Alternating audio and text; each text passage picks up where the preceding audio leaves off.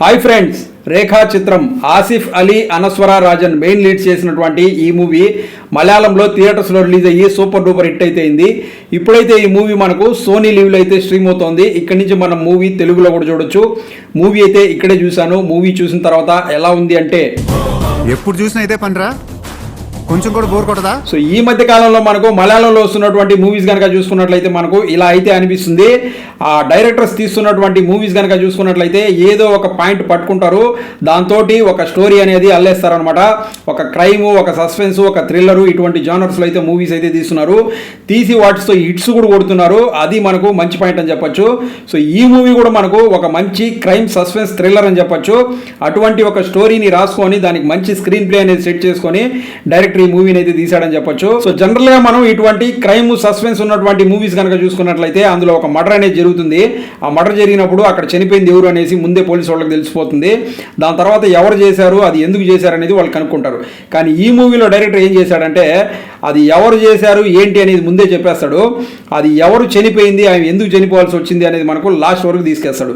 So ఈ విధంగా కొంచెం మ్యాజిక్ అనేది చేశాడని చెప్పొచ్చు డైరెక్టర్. సో అందుకనేసి మూవీ మనకు స్టార్టింగ్ నుంచే చాలా ఇంట్రెస్టింగ్గా ఉంటుంది. ఎండ్కి వచ్చేసరికి కూడా ఒక మంచి పాయింట్తో ఎండ్ అవుతుంది. సో ఇక ఈ మూవీ స్టోరీ ఏంటి అనేసి కనుక చూసుకున్నట్లయితే ఇందులో మన హీరో వచ్చేసి ఒక పోలీస్ ఆఫీసరు. ఆయన వచ్చేసి సస్పెండ్ అయి ఉంటాడు అనమాట.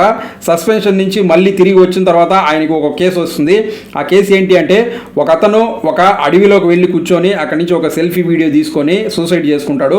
అక్కడ ఏం చెప్తాడంటే అక్కడ అతను కూర్చొని ఉండే దగ్గర అతని కిందనే ఒక శవం అనేది ఉంటుంది. ఒక నలుగురం కలిసి ఒక అమ్మాయిని చంపేసి ఇక్కడ తీసుకొచ్చి మేము పూడ్చిపెట్టేశాము. అది నన్ను నీడలా వెంటాడుతుంది, అందుకని నేను ఇక్కడ వచ్చేసి సూసైడ్ చేసుకుంటాను. అది జరిగి 40 సంవత్సరాలు అవుతోంది, ఇంతవరకు ఎవరు కనిపెట్టలేకపోయారు.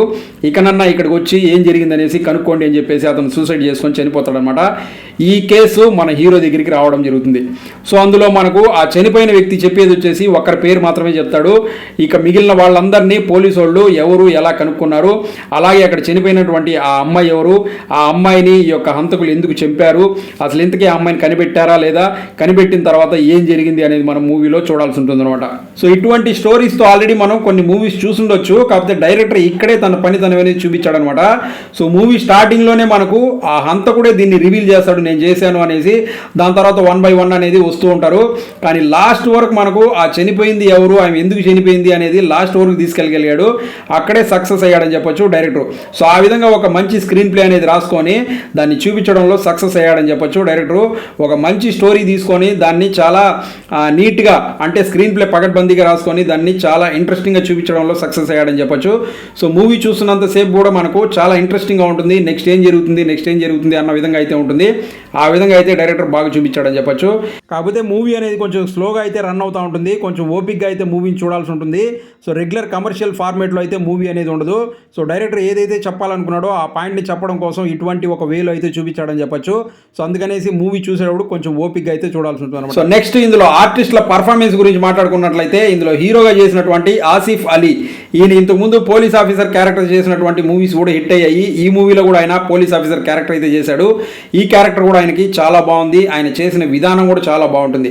అలాగే ఇందులో ఇంకొక క్యారెక్టర్ చేసినటువంటి అనస్వర రాజన్, ఈమె క్యారెక్టర్ కూడా చాలా బాగుంటుంది. ఈమె కూడా ఆ క్యారెక్టర్ చాలా బాగా సెట్ అయింది. ఆయన చేసిన విధానం కూడా చాలా బాగుంటుంది. అలాగే ఇందులో డైరెక్టర్ గారు మమ్ముటి గారిని చాలా బాగా వాడుకున్నారు. ఆయన ఒక సినిమా హీరోగానే చూపించాడు. ఆ క్యారెక్టర్ కూడా చాలా బాగుంటుంది. ఆయన చేసిన విధానం కూడా బాగుంటుంది. ఆ క్యారెక్టర్ అనేది మనకు లాస్ట్ వరకు ఉంటుంది.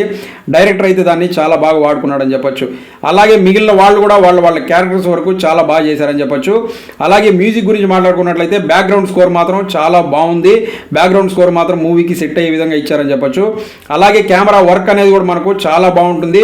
కెమెరా వర్క్ మాత్రం సూపర్గా చూపించారని చెప్పొచ్చు. ఓవరాల్గా రేఖా చిత్రం మూవీ ఎలా ఉంది అంటే రేఖా అనే ఆమె ఎవరు, ఆమె చిత్రం ఏంటి అనేది తెలుసుకోవాలనుకుంటున్నట్లయితే ఈ మూవీని చూడండి. మీకు కనుక సస్పెన్స్, క్రైమ్, థ్రిల్లర్ ఇటువంటి జానర్లో ఉన్నటువంటి మూవీస్ నచ్చుతాయి అనుకుంటే ఈ మూవీ చూడండి, మీకైతే నచ్చుతుంది. నాకైతే మూవీ చాలా చాలా బాగా నచ్చింది.